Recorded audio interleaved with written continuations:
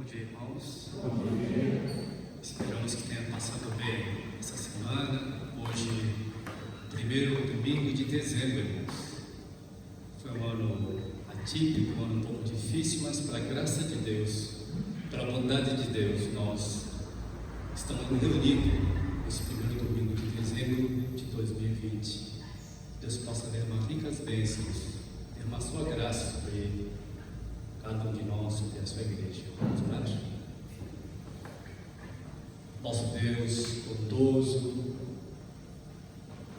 nosso Pai Celeste, muito obrigado esse privilégio que nós temos de nos reunir nesse primeiro domingo de dezembro de 2020 para oferecer a Ti o nosso culto,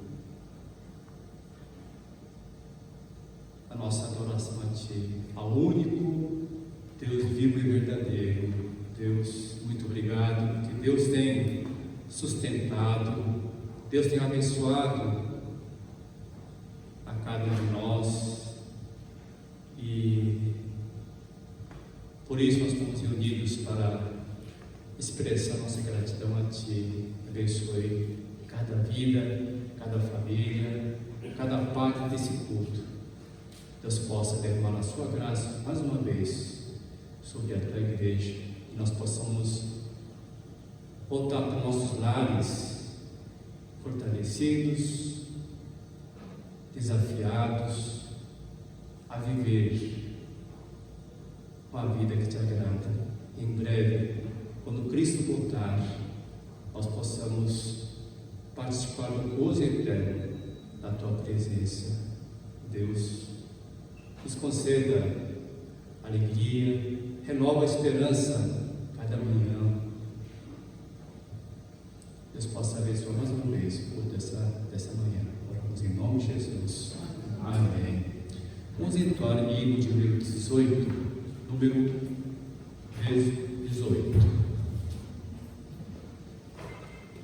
O Deus cuja com sua mão forte Deus tem sustentado, tem dirigido, tem guiado, tem regido o mundo. E Ele tem sido nosso amparo, nosso guia, nossa proteção. Apesar de vivermos um mundo tão difícil, tempos tão maus, de confusões, Deus, com seu braço forte, temos defendido e temos abençoado. E que nós possamos entoar esse cântico, agradecendo pelo seu grande amor de nosso Deus, e através de nossas vidas, nós possamos fortalecer, engrandecer o nome de nosso Deus. Vamos entoar esse hino 18, pensando na letra desse hino número 18.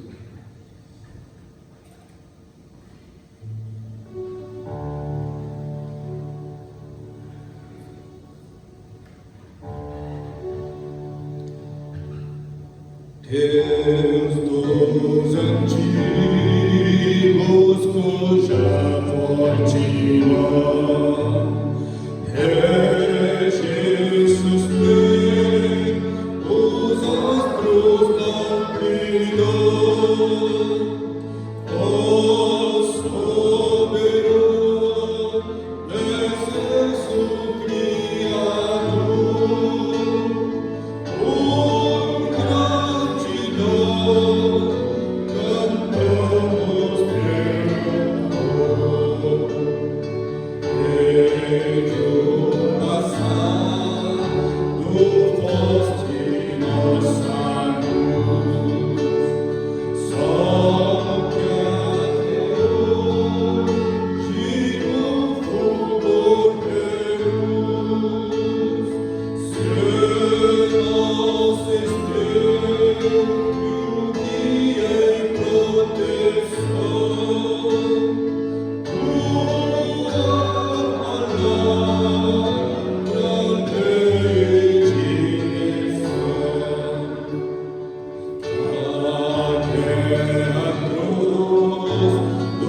Cristo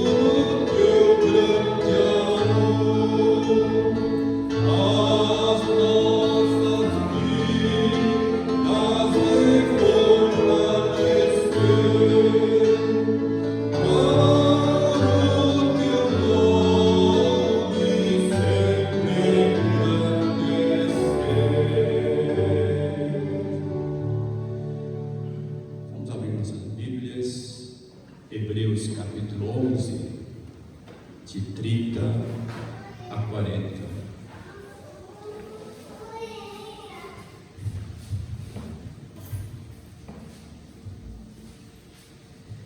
Hebreus 11, de 30 a 40.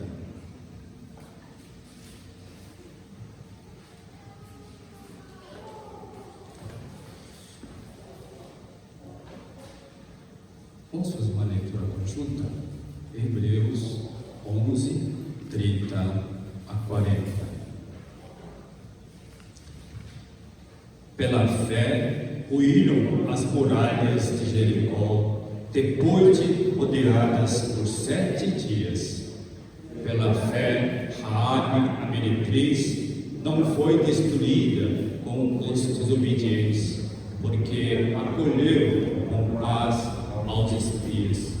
Que mais direi? Certamente me faltará o tempo necessário para referir o que há a respeito de Gideão, de Baraque, de Sansão, de Jefté, de Davi, de Samuel e dos profetas, os quais, por meio da fé, subjugaram reinos, praticaram a justiça, obtiveram promessas, fecharam a boca de leões, extinguiram a violência de fogo, escaparam ao fio da espada, da fraqueza tiraram força, fizeram-se poderosos em guerra, puseram em fuga exércitos de estrangeiros. Mulheres receberam pela ressurreição os seus mortos. Alguns foram torturados, não aceitando seu resgate para obterem superior ressurreição. Outros, por sua vez, passaram pela prova de escárnio e açoites, sim, até de algemas e prisões. Foram apedrejados, provados, cerrados pelo meio, mortos a fio de espada. Andaram peregrinos, vestidos de peles de ovelhas e de cabras, necessitados, afligidos, maltratados, homens dos quais o mundo não era digno, errantes pelos desertos, pelos montes, pelas covas, pelos cantos da terra. Ora, todos esses que obtiveram bom testemunho por sua fé, não obtiveram, contudo, a concretização da promessa, por haver Deus provido coisa superior a nosso respeito, para que eles, sem nós, não fossem aperfeiçoados. Oremos mais uma vez.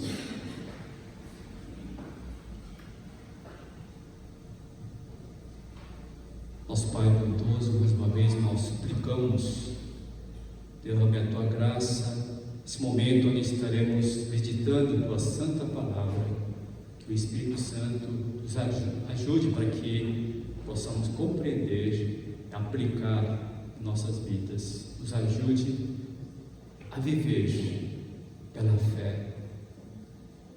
Com essa fé, nós possamos vencer o inimigo, possamos superar a dificuldade do nosso dia a dia e também nós possamos aprender nessa manhã, homens e mulheres que obtiveram vitórias pelo fato de ter vivido a fé em Jesus Cristo. Deus, nos ajude para que nós não possamos ser apenas ouvintes, mas praticantes da Tua Palavra, e através dessa prática da Tua Palavra nós possamos crescer e fortalecer. Com isso nós possamos engrandecer cada vez mais ao nosso Deus. Abençoe mais uma vez a cada um de nós, oramos em nome de Jesus. Amém.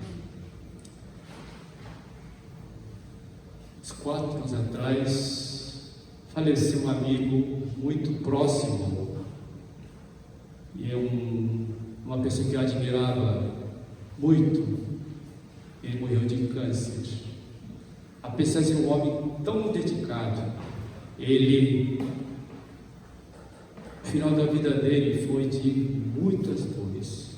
Nós pudemos acompanhar alguns momentos e foram momentos muito difíceis, mas no seu interior nós podemos ver que ele havia alegria. No meio daquelas dores, ele expressava a alegria, a esperança da vida eterna e esse reencontro com Jesus Cristo.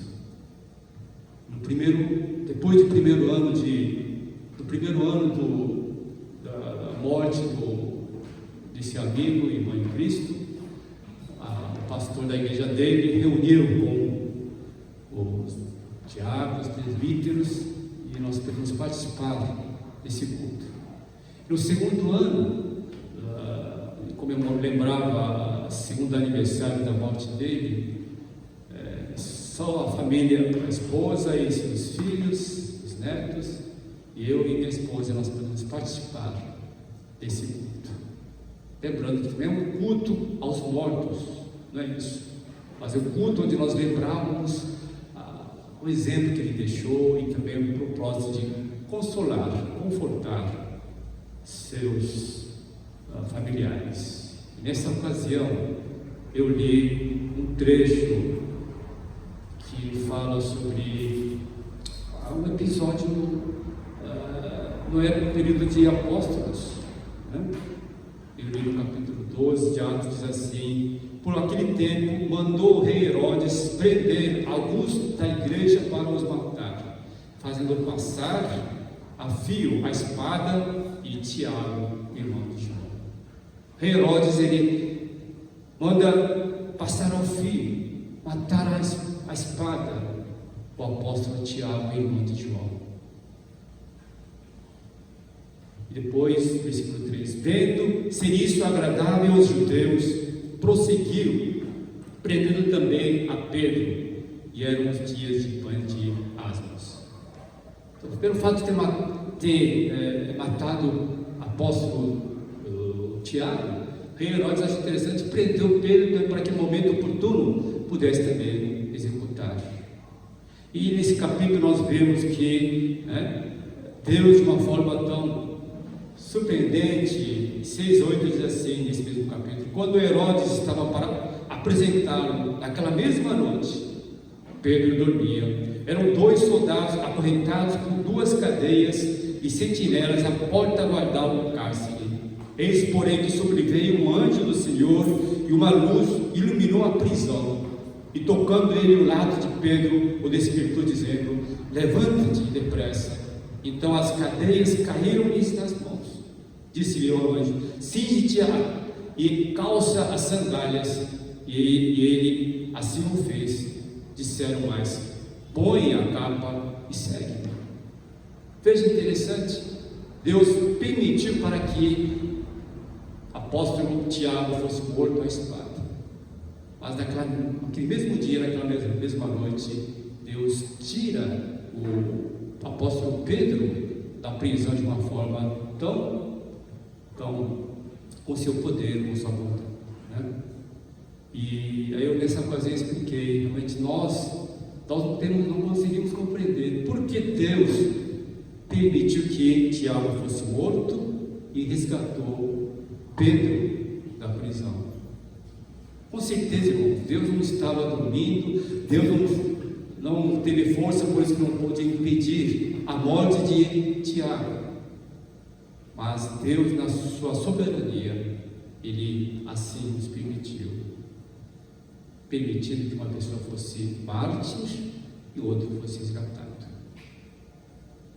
E o texto que nós lemos hoje, irmãos, de capítulo 11 de Hebreus. E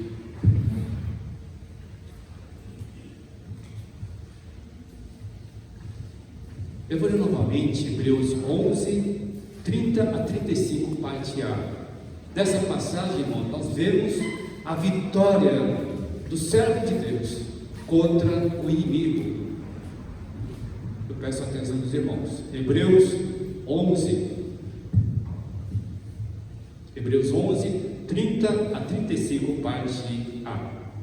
Pela fé ruíram as muralhas de Jericó, depois de rodeados por 7 dias, pela fé, Raabe, a meretriz, não foi destruída com os desobedientes, porque acolheu com paz aos espias.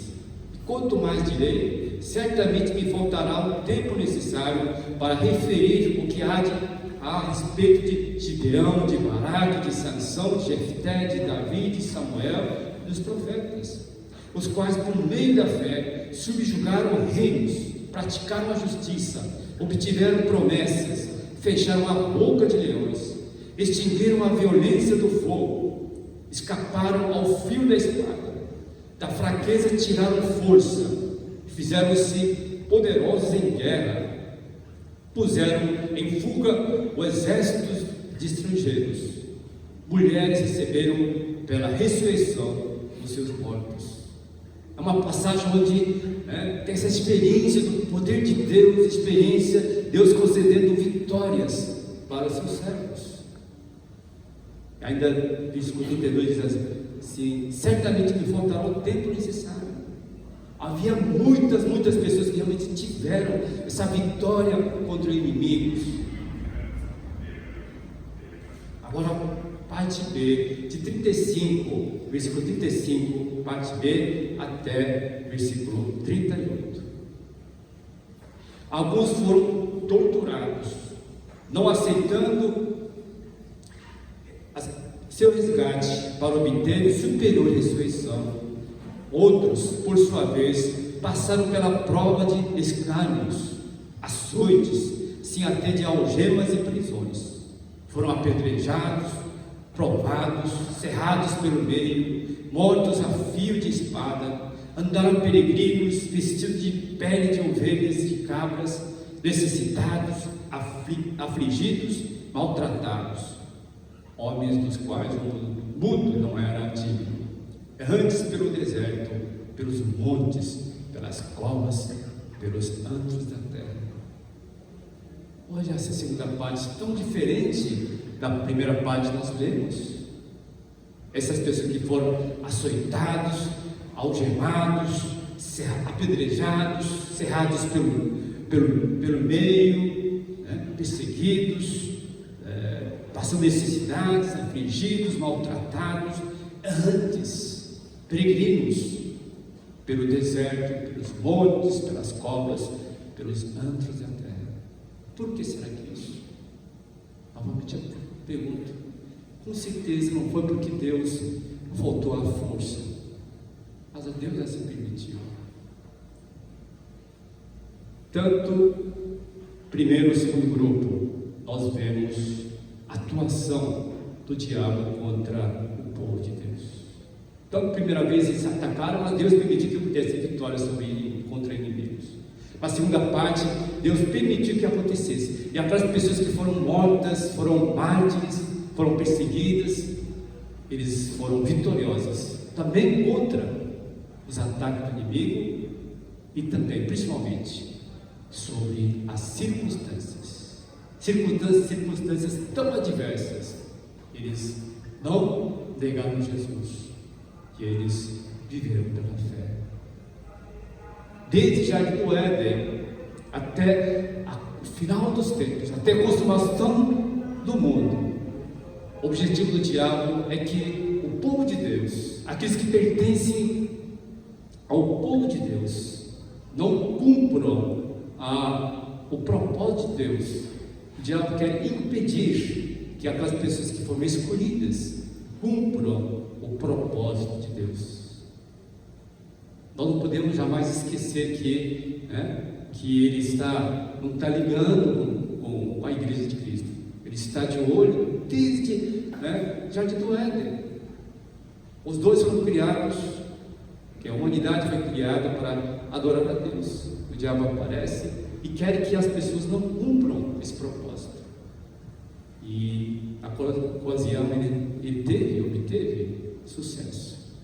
E as consequências são tão drásticas do pecado.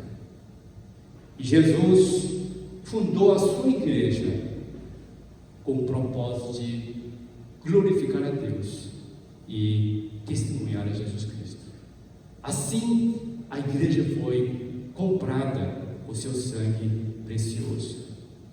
Desde o início da igreja, irmãos, o diabo tenta anular, tenta prejudicar o cumprimento da missão que a igreja de Cristo recebeu. Nós não possamos, como eu falei agora há pouco, não podemos esquecer que o diabo está bem distante, não ligando com a igreja de Cristo. Ele quer que a igreja de Cristo não cumpra o propósito de Deus. E desde o primeiro século, vamos ver um pouco a história dessa manhã. Desde o primeiro século até o início do século IV, houve grandes perseguições.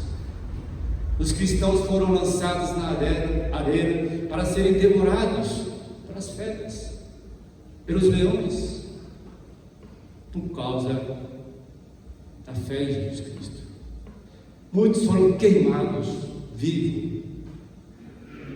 Várias noites eram clareadas através dos cristãos que eram queimados vivos, colocado óleo e iluminava a cidade de volta. Muitos morreram decapitados à espada, porque não queriam negar Jesus Cristo e a fé deles. E eles então fugiram. Para fugir dessa perseguição, foram para a catacumba. Pesquise um pouco como que era a vida da catacumba. Eram cemitérios subterrâneos, muita umidade, sem iluminação, mau cheiro, águas contaminadas, correndo solto, o ambiente totalmente desfavorável para a saúde física e mental. Passar dias, meses, anos no lugar desse, irmãos. Muitos ficaram doentes e muitos também morreram por fato de viver um ambiente tão desfavorável. Mas com a conversão do imperador Constantino, no início do século IV, a igreja cresce numericamente. A igreja fortalece no poder e acumula riquezas. E muitos falsos cristãos entram na igreja. Com isso, a igreja se corrompe. A igreja não cumpre a sua missão. E qual foi a consequência disso, irmãos? A perseguição diminui, a perseguição praticamente desaparece, foi reduzida. E ocasionalmente, quando levantam algumas vozes de verdade, logo eles eram eliminados. E por mais de 1000 anos, pelo fato de a igreja não cumprir a sua missão, pelo fato de a igreja estar adormecida, sem ser luz e sal, o mundo viveu esse longo período de 1000 anos nas trevas.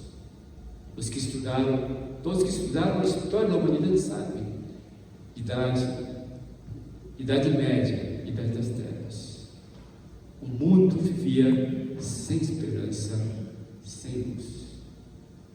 Até que Deus levanta homens para fazer reforma protestante. Início do século XVI. Aí então renasce a esperança e a luz ao mundo. E junto com a reforma protestante, intensifica novamente a perseguição, irmãos. Enquanto a igreja está cumprindo a missão, o diabo atua de uma forma intensa. Mas quando a igreja relaxa, a igreja é corrompida, a igreja deixa de cumprir a sua missão, o diabo não interfere tanto, não há perseguições. Eu queria ver nessa manhã algumas frases dos mártires, pouco antes da morte, no período pós-reforma protestante. Pouco antes da morte, antes de serem mortos, queimados, decapitados, eles deixaram algumas frases. E Primeira é diante de um soldado que chegou para um cristão, dizendo: se você negar Jesus, eu vou te salvar, eu vou tirar você da prisão. Faça isso antes que seja tarde demais, antes que seja executado. E a frase dele foi a seguinte: você pode salvar meu corpo, mas meu verdadeiro Salvador só é Jesus Cristo. Veja a firmeza diante da morte que está tão à porta, à frente, logo aí, aqui na frente. Ele diz: se eu negar, você pode me tirar da prisão, mas meu verdadeiro Salvador é só Jesus Cristo.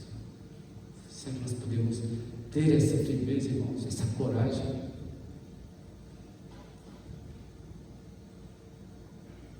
Às vezes nós queremos certo conforto, vantagens para nosso corpo, e às vezes nós relaxamos com a vida, com a saúde espiritual, essa prioridade nas coisas eternas.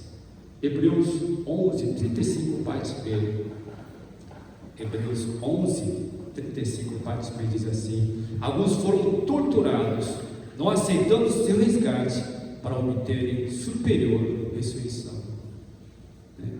Eles foram torturados, mas não aceitaram um resgate, uma salvação, um livramento provisório, porque eles acreditaram na ressurreição. Só a fé tem esse poder de termos essa atitude tão sábia e corajosa. Quantos os mártires cristãos no passado, pelo fato de, diante daquelas promessas de um livramento provisório, eles foram corajosos e negaram isso, morreram com coragem. Vou repetir: você pode salvar o meu corpo, mas o meu verdadeiro Salvador só é Jesus Cristo. Outra frase diz assim: nós estamos no meio dessa perseguição, no meio dessas dores, nós somos consolados porque temos a fé. A fé faz suportar as dificuldades, as dores, os ataques que o mundo lança contra a igreja de Cristo. Deus falou: no meio dessas dores, eu sou consolado. Em Mateus 5, 11, 12 diz assim: bem-aventurados sois quando por minha causa vos injuriarem, vos perseguirem e mentindo disserem todo mal contra vós. Regozijai-vos, exultai, porque é grande vosso galardão nos céus, pois assim perseguiram aos profetas que viveram antes de vós. Quando nós somos perseguidos por causa de Cristo, recebemos o consolo e essa esperança é fortalecida, renovada. Tem outro diz assim: não tememos sofrimento, porque temos a esperança. Esse sofrimento nós não tememos, não tememos, porque nós temos a certeza da esperança. Quando nós temos essa certeza das promessas de nosso Deus, essa certeza de que Cristo vem logo buscar a sua igreja, as dificuldades, as perseguições, os ataques do inimigo são possíveis de serem superados. Lá em Romanos 8, 17 e 18 diz assim: ora, se somos filhos, somos também herdeiros de Deus e co-herdeiros com Cristo. Se com Ele sofrermos, também com Ele seremos glorificados. Porque para mim, tenho por certo que os sofrimentos do tempo presente não podem ser comparados com a glória a ser revelada em nós. Precisamos ter essa certeza, irmãos. fé na palavra de Deus. Hoje enfatiza tanto: sou filho de Deus, Deus como Pai tem obrigação de me sustentar, me proteger, me guardar, me curar, assim por diante. Claro, Deus é um Pai bondoso que quer o melhor para os seus filhos, mas esquecemos muitas vezes, e pouco se fala nas igrejas, que nós, como a igreja de Cristo, nós somos soldados de Cristo. Nós estamos no meio de uma batalha, onde o inimigo jamais não deixa de atacar a sua igreja, para que não cumpram a sua missão, irmãos. Como nós vimos, quando a igreja, Idade Média, quando a igreja deixa de cumprir a sua missão, o diabo muitas vezes nem toca. Mas cada vez quando a igreja queria manter a verdade, cumprir a sua missão, a igreja foi perseguida, assim como os primeiros séculos e pós a reforma protestante. Muitas vezes nós comemoramos a reforma protestante, mas esquecemos esse período onde milhares, centenas de milhares de cristãos que foram mortos por crer essa verdade que foi anunciada pelos reformadores, irmãos. Outra frase: nós alegramos porque somos dignos de sofrer pelo nome de Jesus Cristo.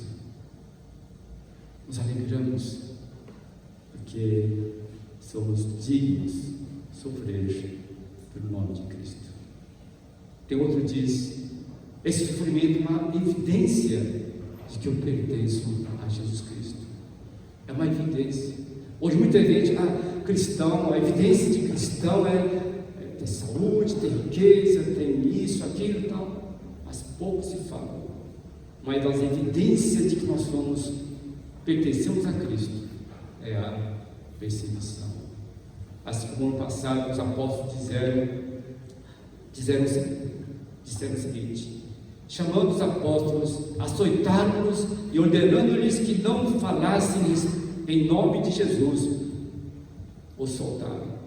Eles se retiraram do sinédrio, regozijando-se por terem sido considerados dignos de sofrer afrontas por esse nome. E todos os dias no templo e de casa em casa não cessavam de ensinar e de pregar Jesus Cristo. O sinédrio, após açoitar, deram um aviso: não fale mais Jesus Cristo. Se você fizer isso, nós vamos prender de novo. E eles então retiram do sinédrio, regozijando-se por terem sido considerados dignos de sofrer afrontas por esse nome. E eles continuaram anunciando Jesus Cristo no templo, de casa em casa. Por isso, a perseguição continua sobre os apóstolos e os cristãos.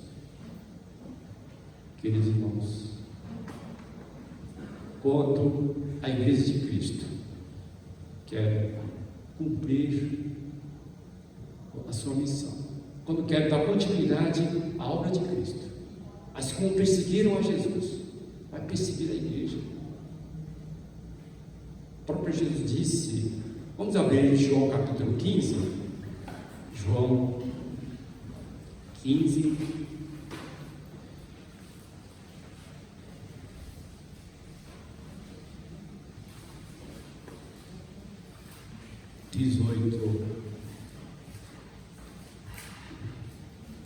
a 20. João 15, 18 a 20. Se o mundo vos odeia, sabei que primeiro do que a vós outros me odiou a mim. Se vos fosseis do mundo, o mundo amaria o que era seu. Como todavia não sois do mundo, pelo contrário, dele vos escolhi, por isso o mundo vos odeia. Lembrai-vos da palavra que eu vos disse: não é o servo maior do que o seu senhor? Se me perseguiram a mim, também perseguirão a vós outros. Se guardarem a minha palavra, também guardarão a vossa. O próprio Jesus disse no final do ministério: Se o mundo vos odeia, se o mundo persegue vocês, não estranhem. Não estranhem, porque antes de vocês perseguiram a mim, Jesus disse. Se vocês fossem do mundo, o mundo não perseguiria, não odiaria, porque pertence ao mundo. Mas uma vez que nós fomos retirados do mundo, não sois mais do mundo, por isso o mundo vos odeia. São as palavras de Jesus Cristo, dizendo que a igreja de Cristo seria odiada e perseguida.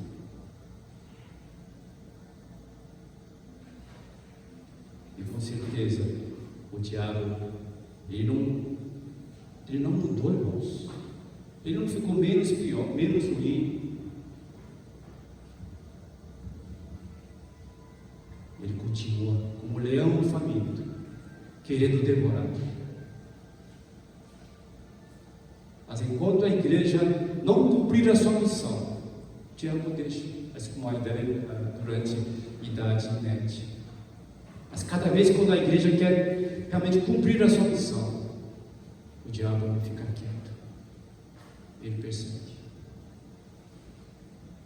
É uma mensagem que muitos não gostam de ouvir. Querem ouvir só as bênçãos, as vitórias, mas é uma realidade que nós não podemos de anunciar e proclamar. Pelo fato de muitas igrejas não anunciarem sobre essa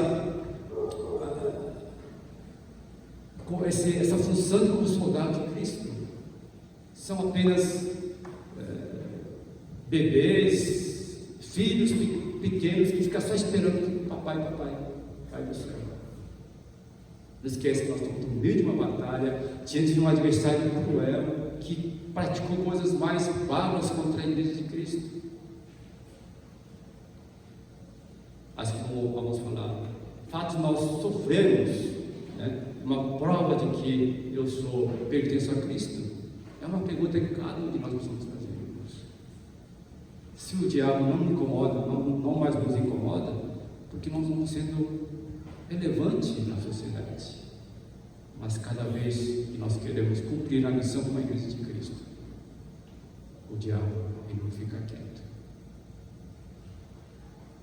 Assim, assim como o mundo odiou a Jesus, continua odiando o corpo de Cristo. Como eu falei agora há pouco, em 1 João capítulo 4, versículo 8, diz assim: aquele que não ama, não conhece Deus, não conhece a Deus, pois Deus é amor.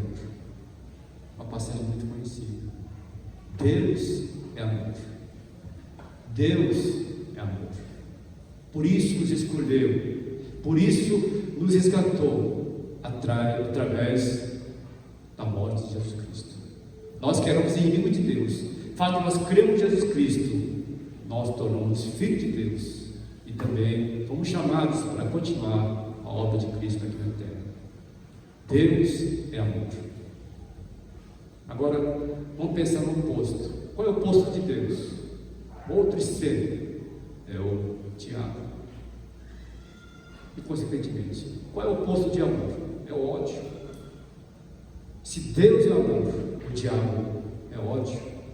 Ódio contra a igreja de Cristo, contra o povo de Deus.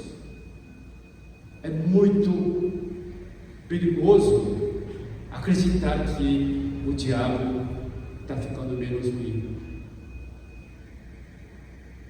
O diabo agora não incomoda mais a igreja de Cristo.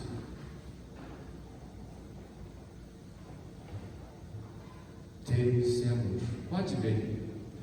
Deus é amor. Mas o diabo é ódio. Ódio contra o povo de Deus, contra a igreja de Cristo, contra algo que é sagrado, algo que é agradável a Deus. E em 2 Coríntios, capítulo 11, versículo 14, diz assim: o diabo se apresenta muitas vezes como anjo da luz. Anjo da luz que engana muitas pessoas. Em 1 Pedro, capítulo 5, 8, 9 e 10. Vamos abrir 1 Pedro, está bem próximo. 1 Pedro, capítulo 5, 8 a 10.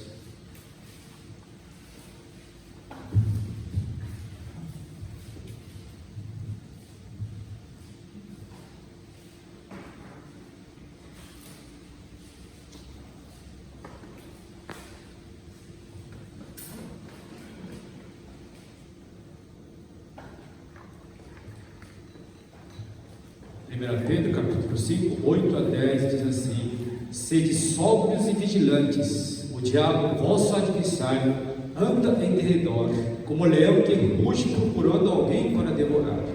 Resisti firmes na fé, certo de que sofrimentos iguais aos vossos estão se cumprindo na vossa irmandade espalhada pelo mundo. Ora, o Deus de toda a graça que em Cristo vos chamou à sua eterna glória, depois de ter sofrido por um pouco, Ele mesmo vos há de aperfeiçoar, firmar, fortificar e fundamentar. A Ele seja o domínio pelos séculos dos séculos. Amém. Tiago é o nosso adversário. Ele quer que a igreja não cumpra a sua missão. É como um leão que ruge procurando alguém para devorar.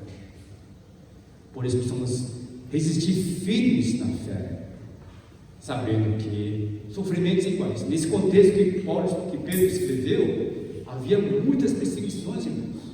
O Paulo está dizendo, assim como vocês estão sendo perseguidos, estão sofrendo, esse sofrimento está acontecendo na irmandade espalhada pelo mundo. Outras partes do mundo, os cristãos também estão sendo perseguidos. E essa perseguição aconteceu durante esse longo período da história, vai terminar quando Cristo voltar. Não vai imaginar que agora já está bem distante, descansando. Ele não descansa. Nós precisamos resistir firmes e viver pela fé.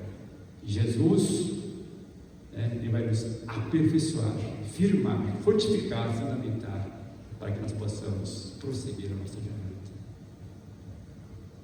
Para terminar, queria citar um exemplo que eu creio que nós já contamos. Tinha um homem chamado Patrick Hamilton, uma família nobre, erudito. No dia 29 de fevereiro de 1528, ele foi queimado na praça pública pelo fato de não negar Jesus Cristo, o fato de pregar a verdade. Nesse dia, o fogo, quando vem o fogo e queima logo, o sofrimento é um pouco menos. Mas o fogo, acendia, depois de algum tempo, apagava. Novamente acendia durante várias horas.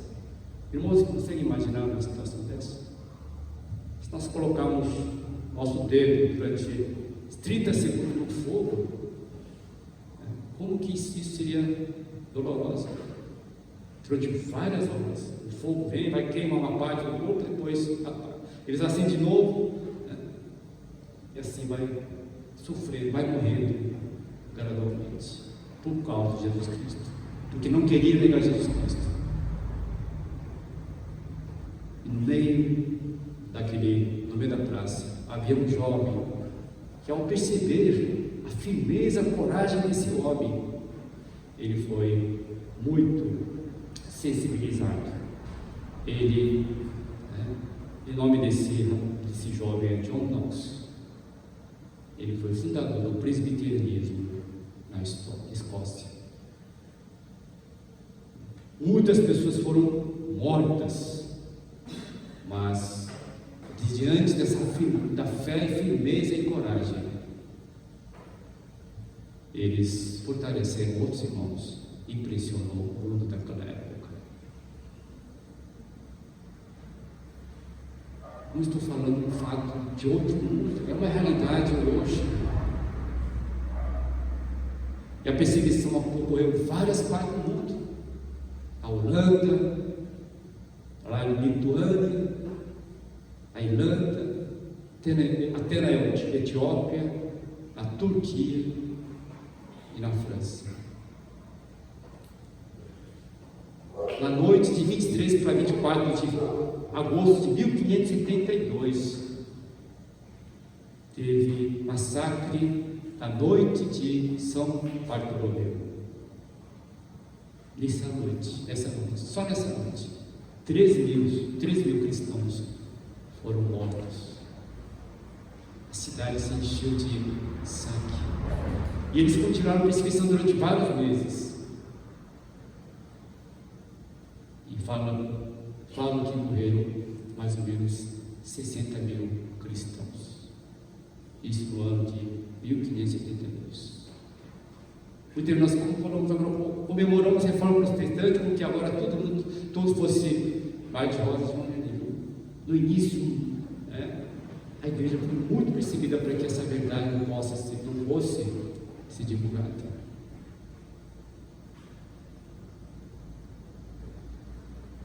Durante toda a história da igreja de Cristo, quanto mais a igreja buscou cumprir a sua missão, foi mais perseguida. Paulo disse: ora, todos quantos querem viver piedosamente em Cristo Jesus serão perseguidos. Quanto mais você quer viver como Jesus nos ordenou, quer seguir exemplo de Cristo, você vai ser perseguido. Muitos de nós reclamamos, murmuramos contra Deus diante de algumas dificuldades, algumas perseguições, algumas calúnias. Mas estude um pouco mais a história da igreja. Esses homens, mulheres que viveram pela fé.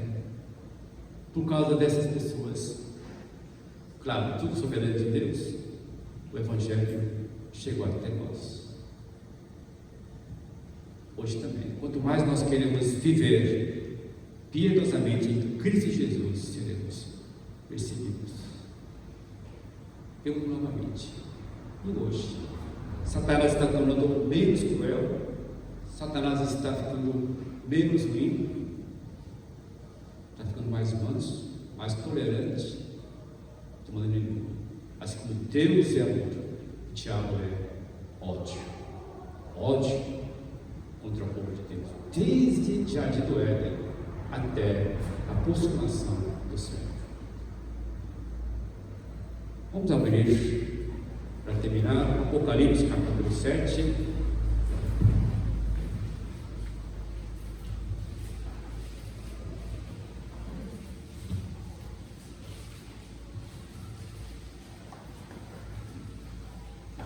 Apocalipse capítulo 7, 13 a 17. Apocalipse 7, 13 a 17.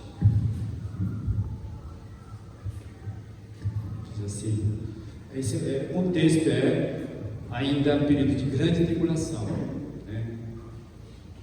A igreja é arrebatada. Durante 7 anos acontece uma grande perseguição na terra. Nessa ocasião, muitos judeus vão se converter e crer em Jesus Cristo. Apocalipse 7, 13 a 17. Um dos anciãos,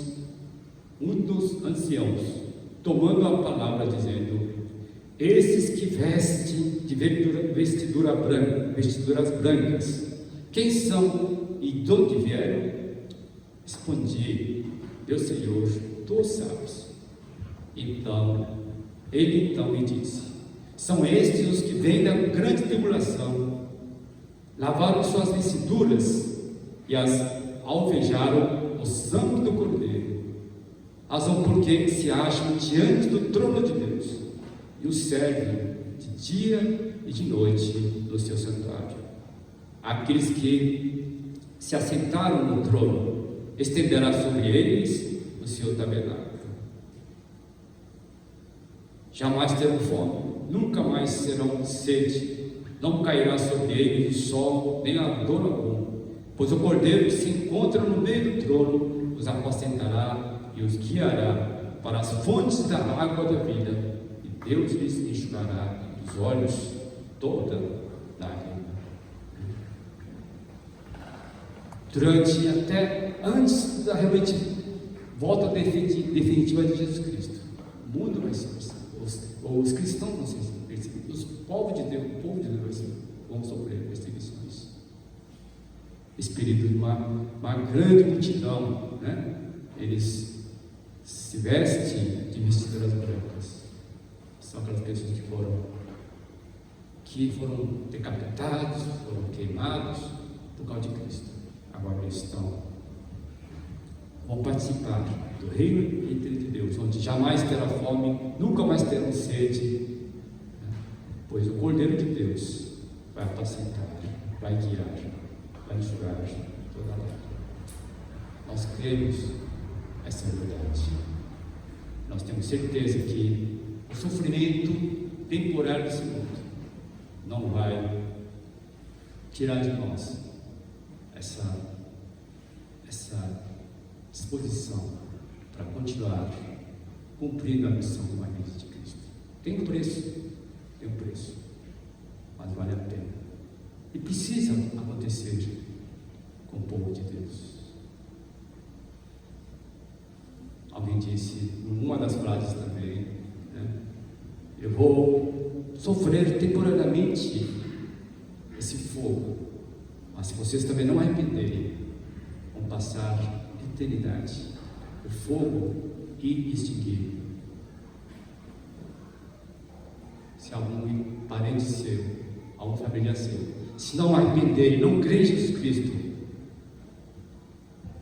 é o fogo eterno. Jesus disse isso, onde nem velho nem morre.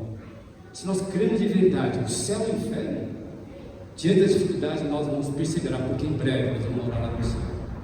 Mas também aquelas pessoas que nós amamos vivem sem Cristo. Se nós cremos na existência do inferno, nós muitas vezes não ficaremos tão passivos.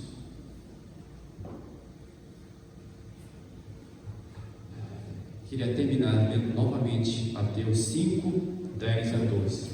Bem-aventurados os perseguidos por causa da justiça, porque deles é o reino dos céus. Bem-aventurados sois quando por minha causa vos injuriarem, vos perseguirem e mentindo disserem todo mal contra vós. Regozijai-vos, exultai, porque é grande vosso galardão nos céus.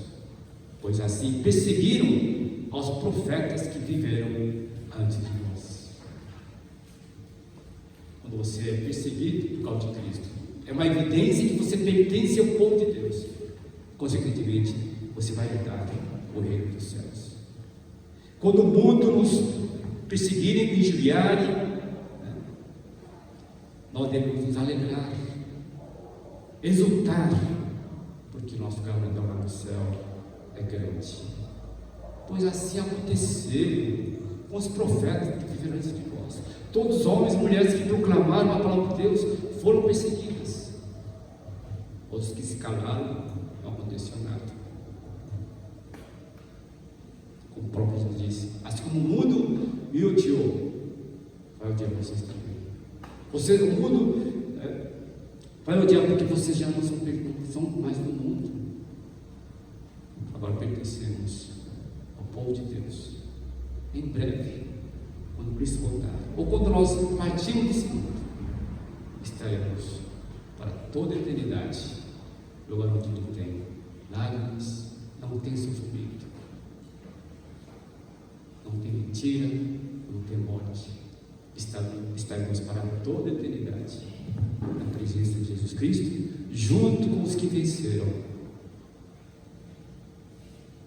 em Cristo Jesus. Que Deus possa realmente abençoar e fortalecer a igreja de Cristo, num contexto onde as igrejas se tornaram tão irrelevantes. Por que tornaram irrelevantes? Porque não tem cumprido a sua missão de adorar a Deus como Ele merece, como Ele diz nas suas Escrituras, e também anunciar o Evangelho. Que Deus possa realmente abençoar, fortalecer a sua igreja. Oremos. Senhor nosso Deus, muito obrigado, pois nós éramos inimigos de Deus, mas pela morte de Cristo nós tornamos teus filhos. Tu tens sido um Pai tão bondoso, tão amoroso, que tem nos sustentado, tem nos fortalecido. E também nós mas também nós sabemos que fomos chamados para uma batalha contra um inimigo cruel e poderoso. Esse inimigo que matou tantas pessoas, tantos cristãos que foram fiéis a Ti e na Tua palavra. Deus, mais uma vez pedimos que desperte a Tua igreja, para que nós possamos, apesar das perseguições, nós possamos continuar a obra de Cristo aqui na terra. Nós temos absoluta certeza que o sofrimento passageiro desse mundo não tem como comparar a glória eterna no céu. Deus nos dê essa convicção, nos ajude a viver, não mais para nós mesmos, mas para o Cristo, aquele que morreu e ressuscitou. Muito obrigado mais uma vez pela Tua presença, pela Tua palavra, cada vida dos Teus servos que vieram nessa manhã à Tua casa. Oramos agradecidos em nome precioso de Jesus Cristo.